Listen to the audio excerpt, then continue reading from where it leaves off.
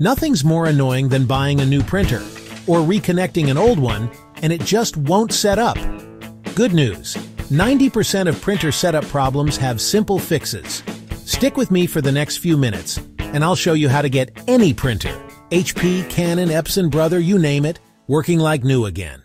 First, let's check the basics. Is your printer plugged in and turned on? Is the Wi-Fi or USB cable properly connected? If it's wireless, make sure the printer and computer are on the same Wi-Fi network. You'd be surprised. Most setup failures come from a loose cable or wrong network. Second, install or update the printer driver.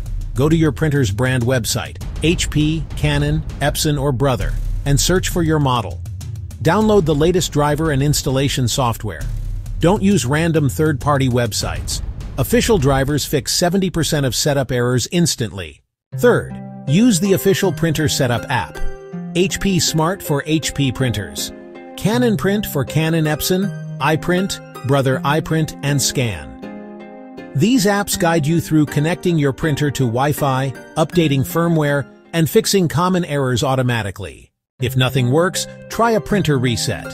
Hold the Wi-Fi or reset button for about 10 seconds until lights flash. On some models, hold Stop plus Power together. This clears old settings and lets you reconnect the printer from scratch. Think of it like rebooting your phone. Still not working? Add your printer manually. On Windows, go to Settings, Devices, Printers and Scanners. Add printer. On Mac, go to System Preferences, Printers and Scanners. Plus, select your printer from the list, install automatically, and you're good to go. And that's it. Most printer setup problems come down to drivers, connections, or Wi-Fi resets. If you follow these steps, you'll fix almost any printer in minutes, no technician needed.